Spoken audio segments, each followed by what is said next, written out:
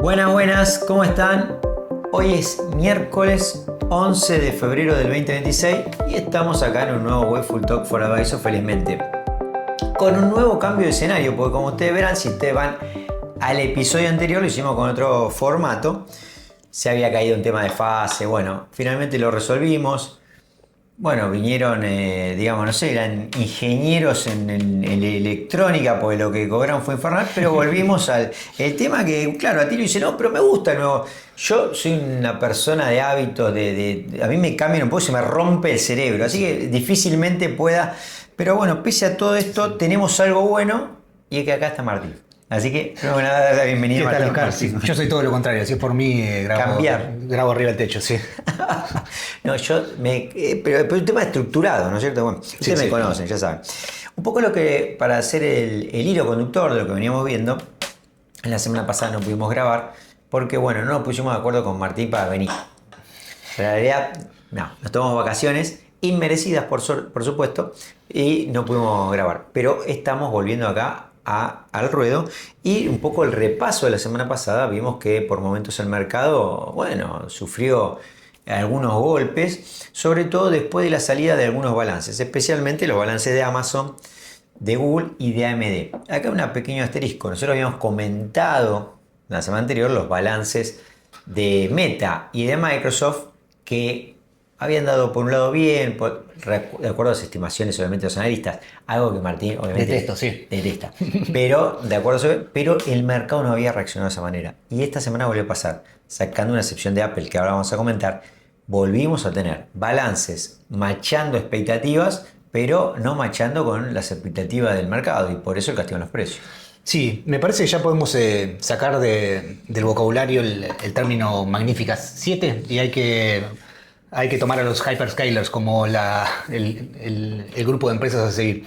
Lo que está pasando es una continuidad de la verdad de lo que venimos hablando. Viene sucediendo sorprendentemente derechito, un caminito muy derecho.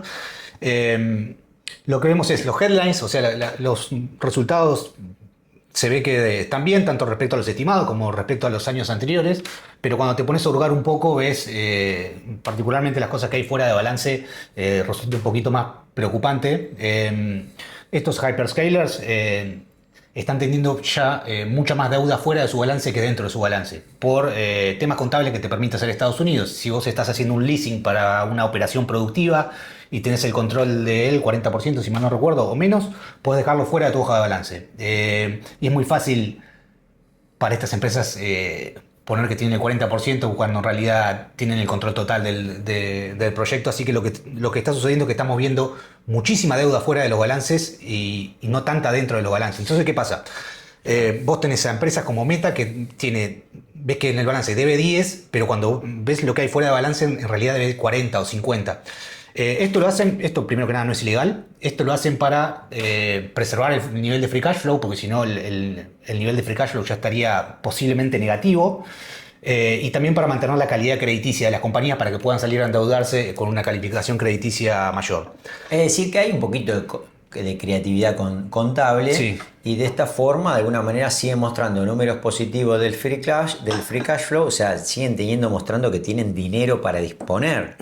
Sí, cash, pero que en realidad, bueno, el mercado dice no te creo tanto, y por otro lado implica que no, ¿qué pasa con la recompra de acciones? Sí, absolutamente, el nivel de gasto es tal. Estas compañías solían ser increíblemente rentables, tenían unos márgenes de ganancias, todavía los tienen obviamente, altísimos, pero ¿qué pasa? Al estar gastando tanto, tienen que dejar de hacer otras cosas, como por ejemplo recomprar acciones, parte por lo cual fue castigado estos balances en teoría buenos, que a mí no me parecieron tanto, pero bueno, muchos decían que eran buenos. El problema es que se está acabando un periodo de 10 años de recompra de acciones que había sido furioso. Todas estas compañías grandes, para no ponerse a pagar dividendos, porque por ahí te da una imagen de compañía vetusta, la forma de devolver retornos a los accionistas era recomprar acciones. Y ahora, como estás gastando tanto en CAPEX, eso se corta, los accionistas te van a empezar, como ya les dijimos otra vez, los accionistas te van a empezar a exigir, no me estás recomprando las acciones, más vale que esto en algún momento tenga retorno. El ejemplo que me gusta dar a mí, Indiana Jones y la última cruzada, para los que la vieron, cuando Indy tiene que dar el salto de fe para llegar al salto grial, está con el pie en el aire. Tremendo ejemplo, Claro, está con el pie Acá en el le aire. vamos a pedir también al community manager que ponga a Indiana en esta escena de cuando va pisando en el aire. Exactamente, hasta que finalmente le aparece el puentecito. Ahí, el puente. En este momento los hyperscalers están con el pie en el aire. Es el momento de mayor gasto y menos retorno, y esperemos que el puentecito termine apareciendo. De alguna manera, digo, para poner blanco sobre negro y a ver si estoy tratando de entender, Sí. quiero validar si te entendí bien. Digo, estas compañías ganaban mucho dinero. Ese dinero hoy lo utilizan para invertir. Digo, este acto de fe es que la inteligencia artificial dé algún fruto económico. Sí, absolutamente. Este dinero que les sobraba, ahora lo están utilizando en CAPEX, no en gasto de CAPEX, es decir, en desarrollo, en inversión de muchos servidores, muchos para ganar la carrera de inteligencia artificial. Esto no está pasando. Y al no tener este dinero tampoco pueden recomprar, o sea que de alguna manera, claro, porque él decía la compañía Vetusta, claro, imagínense Coca-Cola. Coca-Cola no tiene más nada que hacer con el dinero, porque no, pues algo que nos invadan los extraterrestres, no hay mucha más gente que compre Coca-Cola. Entonces dice, bueno, mira, no tengo nada que hacer dentro de mi negocio con este dinero, se lo devuelvo al accionista, formato dividendo. Estas compañías, ¿qué hacían? Como algún beneficio también, como no, fiscal, contable, impositivo, ¿por qué no? Lo que hacían era recompraban sus propias acciones. Claro, bueno, esto también un poco inflaba un poco el precio. Y ahí se veía el beneficio del accionista concretamente, porque aquello no le devolvía en formato de interés, sino en aumento de capital. Sí, fue algo que a mí me costó mucho Asumirlo, entenderlo. entenderlo y aceptarlo como algo positivo Aceptarlo. y como que realmente es retorno a los accionistas. Pero sí lo es, realmente lo es. Claro, porque aparte, bueno, aquellos que manejan toda la parte impositiva saben que esto es así.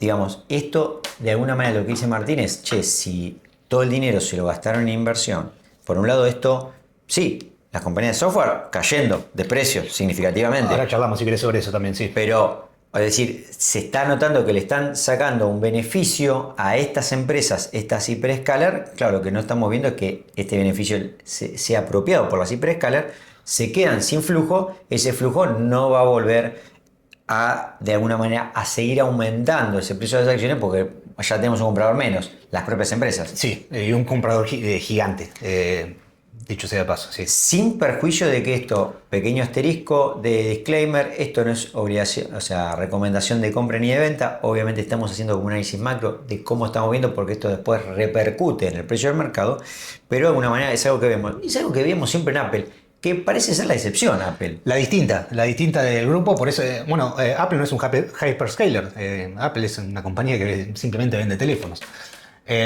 Sí, Apple está continuando con su plan original, no se metió en nada de inteligencia artificial. El plan de Apple es dejar que se maten entre ellos y una vez que terminen de competir por precio y se terminen de arrancar los ojos, alquilar la inteligencia artificial. Claro, nosotros lo veíamos medio raro, es decir, cómo no se metía, agarramos Siri, le queríamos hacer a Siri, ¿no? Siri no respondía, estábamos, yo particularmente como usuario de Apple no entendía, pero de alguna manera ahora utiliza los servicios de Gemini y no se gastó todo ese dinero y sigue recomprando sus acciones. Parece como estar en el lado correcto de la mesa, ¿no? Absolutamente, y Gemini y el resto de los modelos estos están increíblemente subsidiados por las compañías mismas. Lo están vendiendo a pérdida y Apple se aprovecha de eso, pero está de alguna manera haciéndose catch-up. Por otro lado, hoy, 11 de febrero, pasó algo no habitual, que es que salieron los datos de empleo. Perdón, no tocamos, vamos a tocar, vuelvo un segundito para atrás. Sí. Sector software que está cayendo. No, está bien, sí, mételo. Porque charlábamos acá, no es contradictorio que se caiga software y con todo esto que hablamos, ¿por qué si... ¿Qué es lo que está sucediendo? Lo que está sucediendo es que las compañías de software van a ver, muy probablemente, si esto termina siendo un éxito, van a ver sus negocios completamente destruidos, lo podemos decir así. Porque estamos pensando en Globan, por ejemplo. En Globan, por ejemplo, KPMG, cualquiera de ese tipo de compañías, lo que te sucede es que se decía, bueno, ¿por qué no se voló Google? ¿Por qué no se voló Amazon? ¿Por qué no se voló Meta? Y se cayeron todas las de software. Si se supone que son estas compañías las que se van a quedar con este negocio. Lo que sucede es un tema de escala y de números. Lo que te está prediciendo el mercado que es que lo que Globan o KPMG hacían por 1000, la IA lo va a hacer por 1. Ni siquiera por 100 o por 10, por 1. Entonces Google no se va a quedar con los 1000 que cobraba KPMG o Globan, sino que se va a quedar con 1. Lo que va a pasar es que estas compañías se van a destruir y el beneficio que va a tener Google o el que gane va a ser esto. O sea que es un caso en el que gana el consumidor por la mejora de la tecnología, pero no en este caso el prestador de servicio. Absolutamente. No se lo lleva. Sí. Es marginal. Sí. Está muy bien, vale la aclaración, Porque justamente esto que dice Martín, dice, bueno, pero ¿por qué bajan las software y no siguen subiendo estas? Bueno, nadie todavía está haciendo ese catch-up. El peligro mayor de todo esto es que esto sea demasiado exitoso, que los modelos se terminen transformando en un commodity, que estén todos muy parecidos entre ellos, y que no haya mucha diferencia entre uno y otro y las compañías se terminen arrancando los ojos con los precios. De hecho, Google, que está gastando tanto, Amazon mismo están tratando, por ejemplo, ya de dejar fuera de juego ChatGPT, porque ChatGPT no puede nunca alcanzar el nivel de gasto que están con estas compañías. En eso estamos, en el mundo IA. Es tremendo, y además que lo que seguimos viendo como un pequeño agregado es que no solamente es todo este gasto de CAPEX, sino que parece que se produce un desgaste tecnológico mucho más acelerado del que pensábamos. Se esperaba que capaz un servidor duraba 5 años, parece que dura 2. Sí, ya eso vamos a empezar a verlo el año que viene, vamos a ver qué tan resistentes son los chips o qué tan obsoletos terminan resultando, y también si sale una nueva generación de chips, qué pasa con toda esta montaña de dinero que gastaste con los chips viejos. ¿Te sirven o no te sirven? Está por verse. Tremendo. Lo que hoy pasó raro, les decía recién que salieron los datos de empleo. Hoy, claro, ustedes que nos siguen siempre acá, nosotros trabajamos el tema de los datos de empleo porque nos parece como una piedra angular respecto de lo que después puede definir la Fed respecto a tasas y cómo esto después influye en el mercado. ¿Qué pasa? Siempre salen el primer viernes de cada mes, ¿cierto? Ahora salió el 11 de marzo, miércoles, nada que ver. De hecho, Martín me decía, estoy perdido, ¿de qué mes están hablando? Porque venían atrasados con los datos. Bueno, efectivamente. Cierto. Entonces tenemos acá que salieron los datos de empleo y fíjense lo siguiente, porque la tasa de empleo dio por abajo de lo esperado, 4.3 versus 4.4. 130.000 puestos creados de trabajo, siempre obviamente las revisiones de los meses anteriores a la baja, atención, contra 66 estimado, 130 contra 66, o sea, estamos hablando del doble de lo estimado, ¿no es cierto? Pero por otro lado, los ingresos por hora creciendo por arriba de lo estimado, 0,4, 0,3. Es decir, por este lado vemos algún, no puedo decir inflación, pero digo, sí aumento de costo, sí. Y por el otro lado, aumento de empleo. Sí, básicamente te está diciendo que la Reserva Federal bajó sin necesidad las tasas de interés el año pasado. La excusa había sido el nivel de empleo. Estamos viendo que no está sucediendo nada. Está poniendo sobre la mesa, digamos, la presión política, quizás. Básicamente sí, por eso bajaron las tasas el año pasado. Ahora, fíjense, porque no es menor, digo, el mercado venía, en este caso, digamos, siempre antes de estos datos tan fuertes, muchas veces el mercado está más cauto hasta que sale el dato y se dispara para hacia algún lado, depende de la noticia, fuera bueno o mal. Pero acá venía como ligeramente positivo y siguió positivo después del dato. Aun cuando las proyecciones que nosotros seguimos con las tasas, digamos, SORF y demás, pasaron de que la próxima baja sea en junio a julio. Sí. Aún así, el mercado... Ahora ya se estaba dando vuelta por ahí. Le cuesta un poco digerir estas cosas al mercado y están pasando muchas cosas al mismo tiempo, y el dato fue lo suficientemente fino como para que no amerite un movimiento muy violento para ningún lado. Pero de alguna manera, esto que dice Martín, que se pone bueno, va a continuar, digamos, este año, porque justamente la mezcla de la política copando la Fed, algo que ahora vamos a también conversar el tema de Japón, está en la situación de que, bueno, Walsh posiblemente llega más por una relación personal con Trump que por sus calificaciones económicas, de hecho es abogado, y con un Trump afirmando que va a estar creciendo la economía al 15%. Sí, Trump da por hecho que el muchacho este le va a bajar la tasa de interés 7 veces este año y el mercado te está priceando 2. Es tremenda la divergencia que hay ahí. No sé cómo va a terminar eso, tal vez te intente estimular la economía por otro lado, pero es muy llamativa esa divergencia entre lo que piensa Trump y lo que piensa el muchacho que va a poner. Esto de alguna manera empieza a poner toda esta cuestión en juego porque claro, ya sabemos que va a tener una relación difícil con sus pares porque recordemos que el presidente es como primos interpares, es decir, va a coordinar, pero el voto lo tiene que, digamos consensuar con sus pares, o sea, no es algo. Y se estaba hablando, de la posibilidad también de hacer como una suerte de baja de balance, limpieza de balance de la Fed. Ustedes saben que de alguna manera, por momentos, la Fed tiene como política, digamos, hacer el FOM, ¿no? El Comité de Mercado Abierto, de comprar, digamos... Comprar bonos o vender bonos, sí. Bonos, que muchas veces fueron basura, hoy en principio la baja de balance está más limpia, y en este caso de bajar. Ahora, ¿cómo funcionaría de alguna manera? ¿Dónde coloco eso? Bueno, que esa baja se dé a través de los bancos.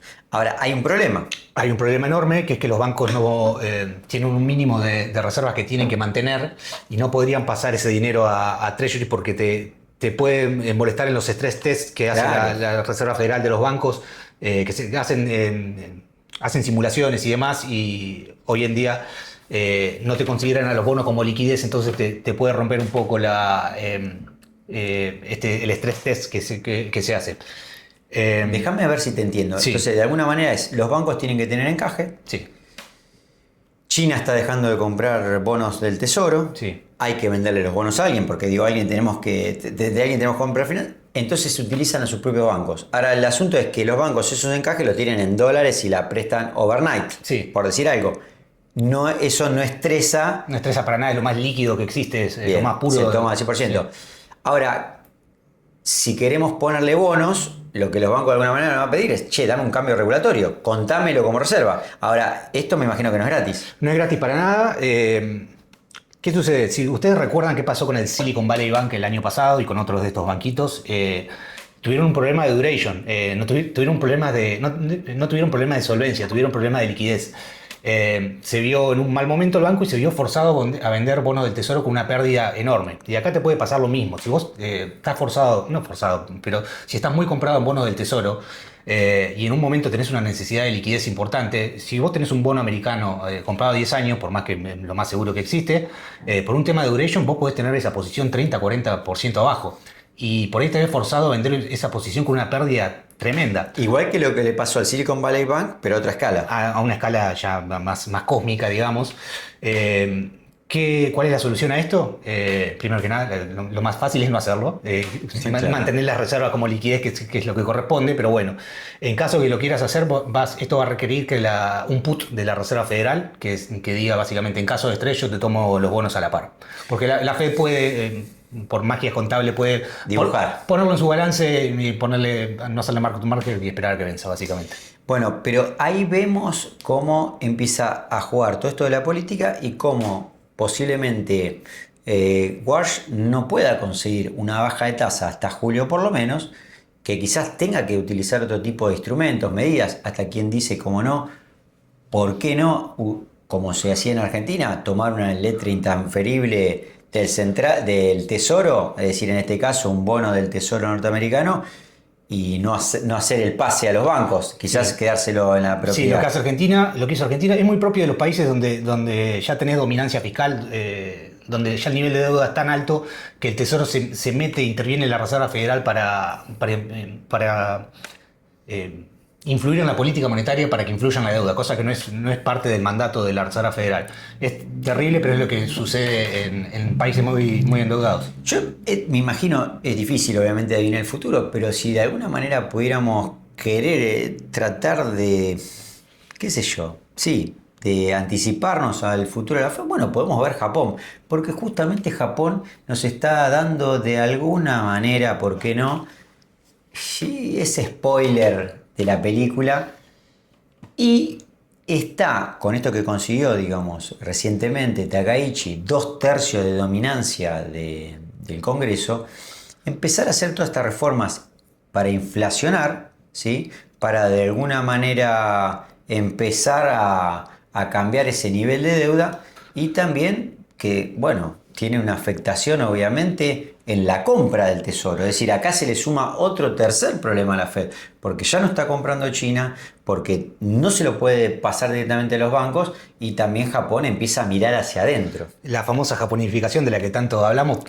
Japón hoy en día toda la deuda que tenía en manos locales, y en Estados Unidos parece estar teniendo, por lo que hablamos recién, tendiéndose al mismo lado, que la deuda termina en manos locales, en este caso bancos locales. En Japón sí, la primer ministro va a tener una política que va a intentar meterle pedal a la economía, va a intentar que crezca la economía, cosa que Japón no viene haciendo hace mucho tiempo. Más de 40 años. Lo trabajamos acá en un talk, en un Sí. Wayful anterior, ¿no? Sí. Así que va a dar mucho estímulo monetario, por eso, al igual que lo charlamos cuando fue elegida el primer ministro, vimos un comportamiento de los mercados claramente inflacionario, que es Así como Estados Unidos se japoniza, Japón se peroniza. Exactamente. Parece ser el camino natural. Después te van a decir algunos, bueno, ahí está, tenía razón, digamos. Mirá Japón siguiendo la línea. Tenés el mercado subiendo y los bonos volando. Pero bueno, es como ver, tómense el trabajo, vean la bolsa de Caracas, me digan bolívares y van a ver algo muy parecido. Claro, porque ¿qué pasa? Sucede que Japón de alguna manera empezó a salir de ese régimen, nosotros lo habíamos trabajado acá oportunamente, a salir de ese régimen de ancla mundial, de fuente de liquidez global. ¿Por qué? Porque no había inflación en Japón. Entonces se hacía como una suerte de carry trade. Sí, no solo eso, tenían el único país del mundo con yield curve control. Vos ya sabías cuáles eran las tasas de interés a futuro. Lo habíamos mencionado en el anterior. Tenemos también el caso de que controlaban la curva completa, no tenían inflación. Entonces, claro, ¿qué hacía, digamos, los grandes jugadores? Tomaban deuda en yenes japoneses e invertían.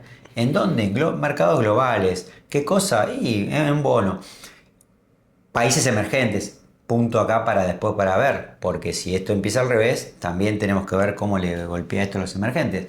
Pero de alguna manera Japón podía, no por cultura, sino por su condición macro, comprar activos del mundo y sostenerlos en el tiempo. Sí. Y ahora está en un franco retroceso, es decir, ahora Japón empieza a mirar para sí, sus bonos empiezan a rendir más, porque empieza a haber algún tipo de inflación. Y esto puede ser una absorción del capital del mundo hacia Japón y por otro lado también menos compra de bonos al tesoro. Absolutamente, se acaba el financiamiento barato, llevamos, no sé, 30 años de esto, del mundo haciendo carry trade contra Japón, esto parece que se termina definitivamente, está por verse todavía las consecuencias, pero debería ser algo fuerte que se siente, se pierde una fuente de liquidez muy pero muy importante.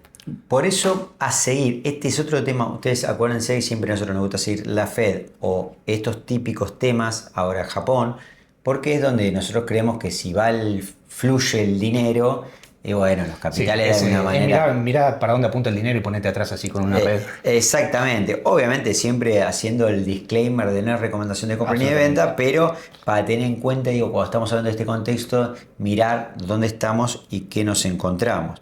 Así que de alguna manera a tener en cuenta esto, porque se le suma, obviamente, no, digamos, un rechazo todavía a la moneda, pero a los bonos del tesoro, pero sí una menor demanda por parte de Japón, una muy poca demanda por parte de China o nula, y por el otro lado ver si estas instituciones pueden absorber.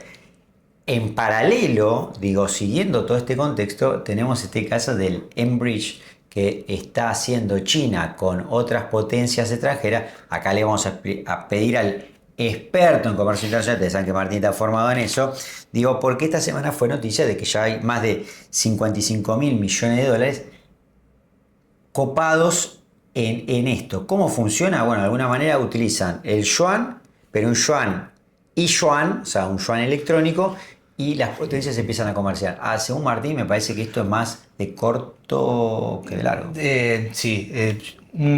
Yo soy muy escéptico con los intentos de desdolarización del mundo, por un motivo muy sencillo, es que el Porque ya hubo como 50 intentos. Primero ya hubo como 50 intentos, ni hablar, pero tiene que ver con cómo es el sistema monetario. Todas las monedas son igual al dólar. A mí me gusta decir que el resto de las monedas son el dólar con el riesgo país encima. Porque el sistema monetario es el mismo. ¿Por qué usamos el dólar? ¿Por qué el dólar es moneda de reserva? A veces se piensa que nosotros comerciamos en dólares porque el dólar es la moneda de reserva, pero es al revés. El dólar es la moneda de reserva porque nosotros comerciamos con ella. Porque cuando China me compra algo a mí, me paga con dólares, yo con esos dólares puedo ir a cualquier lugar del mundo a comprar cosas. Es el efecto, no la causa. Exactamente. En estos intentos de desdolarización que ha habido, como les digo, por lo menos 50 que yo recuerde, ¿qué sucede? Hace un rato fuera de la cámara, estábamos hablando del caso de Arabia Saudita en China. Arabia Saudita tiene un superávit tremendo con China, porque le venden mucho petróleo y lo que le compra Arabia Saudita a China es poco. Entonces, ¿qué sucede? El yuan no es una moneda convertible fuera de China, no la puedes usar para comerciar con otras personas, no es una moneda que flote libremente. Entonces, ¿qué sucede? A Arabia Saudita se le empieza a acumular una cantidad de yuanes, y no tenés qué hacer con esos yuanes, porque no te los toma nadie para comercio internacional. y no los podés convertir por otra cosa. Así que estos intentos de desdolarización se terminan generalmente cuando uno de los dos lugares queda con una pila enorme de... Le pasó a Rusia y la India hace el año pasado que intentaban hacer esto. La India se quedó con una montaña de rublos y no sabía qué hacer con los mismos. De alguna manera, cuando uno compara lo que se está haciendo con el Enbridge, por más que haya un crecimiento, no lo vemos sustentable, 3% del comercio internacional contra el 90% que es el dólar. Sí, por esto, porque todas las monedas son iguales. Como te digo, si hay una alternativa, no tiene que ir por el lado de una moneda fiduciaria, tiene que ser algo distinto. Yo creo que acá estuvimos atando un poco esto, ¿no? El tema de la liquidez, lo que estuvimos viendo estos días. Entonces, por un lado dejamos todos estos desafíos de la Fed, vemos un mundo demandando menos, digamos, bonos del tesoro, por lo tanto, un mundo que quizás se vaya a una devaluación del dólar. Vemos también... Pero perdón, ya sucedió porque el oro, ¿por qué vale $5.000 la onza? Porque no hay alternativa al Treasury que no sea, o sea, literalmente que no sea oro, no hay una alternativa obvia al Treasury. Ahí en el oro se puede ver especialmente el punto, obviamente que lo estamos viendo con estos Enbridge, con estos modelos que tratan de sustituir. Para nosotros creo que falta tiempo, por lo menos no lo vemos de corto, pero es un poco lo que se está viendo en el panorama. Y también a tener en cuenta que si estos activos, este dinero empieza a fluir hacia Japón, lo que venía de Japón, para seguir lo que haga o deje de hacer el fondo de pensión japonés, que es enorme. Sí. Por otro lado, si vemos que siguen subiendo las tasas de los bonos japoneses y si la política japonesa sigue siendo de alguna manera incentivos hacia la inversión nacional, bueno, empezar a ver también qué va a pasar con emergentes, ¿no es cierto? Porque me imagino que el primer lugar para recortar cuando se está buscando dinero de calidad, tasa de calidad, es emergentes. Es lo primero a lo cual se golpea, el emergente se queda sin una fuente de financiamiento preciosa. Recuerdo en su momento Argentina cuando tuvo su problema con los llamados fondos buitre, que en realidad eran holdouts, buena parte de la deuda estaba nominada en yenes. Así que este es el segundo punto que queremos dejar, ¿no? Además del tema de Fed, crecimiento, por otro lado el tema de Japón. Le vamos a deber esta parte, la parte de lo que es geopolítico, porque hoy estamos un poquito pasados y queríamos dejar un espacio también para hablar del Bitcoin. ¿Por qué? Porque la semana pasada hizo una caída significativa hasta 60. Iba a decir un nuevo mínimo, pero es mentira, porque digamos, en la historia de Bitcoin obviamente que ha bajado menos. Pero sí, de aquellos 126 llegar a 60 parece como un montón. Y un poco, digamos, lo que queríamos traer a ustedes es un poco nuestra mirada también, porque bueno, nosotros en lo particular yo lo veo siempre como un activo cuya característica, cuya naturaleza financiera es la escasez. Y en un mundo que estamos viendo inflacionar, digamos, por lo menos a mí me resuena que algo que es altamente escaso se esté siendo golpeado. Digo, no acompaña ni a los metales, pero tampoco acompaña al Nasdaq. Digo, pareciera que el Bitcoin está jugando su propio partido. Me parece que sucede lamentablemente que a Bitcoin le está tocando competir en las grandes ligas y te toca competir contra el oro ahora. Y los bancos centrales compran oro, ¿no? Por ahora, no compran Bitcoin.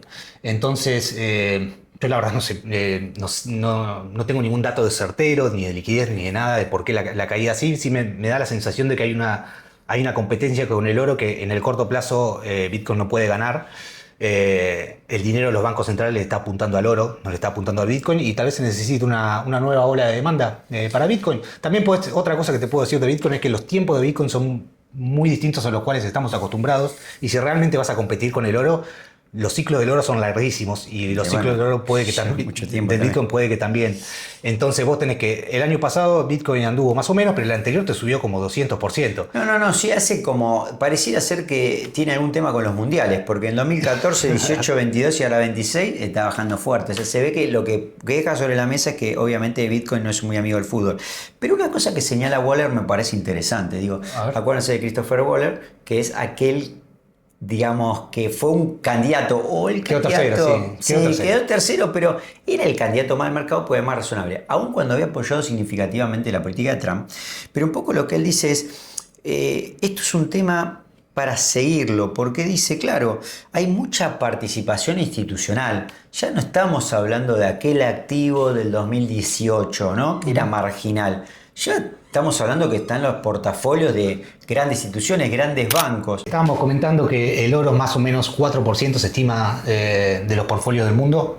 El Bitcoin tiene que estar muy muy por debajo de eso. Me parece que para ver una nueva pata alcista que va a venir eventualmente, me parece, tiene que volverse un poco más mainstream en los portafolios. Hoy en día ya es un activo con un market cap muy grande, es pesado de moverse, es líquido, entonces necesitamos ver compras reales, ya no va a subir por compras retail y así, salvo que sean muy generalizadas a lo largo de todo. Que ya goza de su regulación propia, ¿no es cierto? Porque ya está, digamos, jugando, digamos, en la primera división del mercado más sofisticado. Tiene derivados construidos encima. Respecto a esos derivados, justamente, un poco lo que vemos en los derivados son posiciones más defensivas, ¿no es cierto? Obviamente que esto no es más que un tema técnico, pero también a tener en cuenta. Dejamos hasta acá estos principales temas que nosotros creemos que fue lo que pasó en la semana. Por un lado, repasando, digamos, lo que dejó los desbalances, qué está pasando atrás de los balances de estas hiperscalers, ¿no es cierto? Sí. Esta posibilidad futura de que no puedan recomprar sus propias acciones va a significar algo para los precios del futuro. Por otro lado, todo lo que le pasa a la Fed, ¿no es cierto?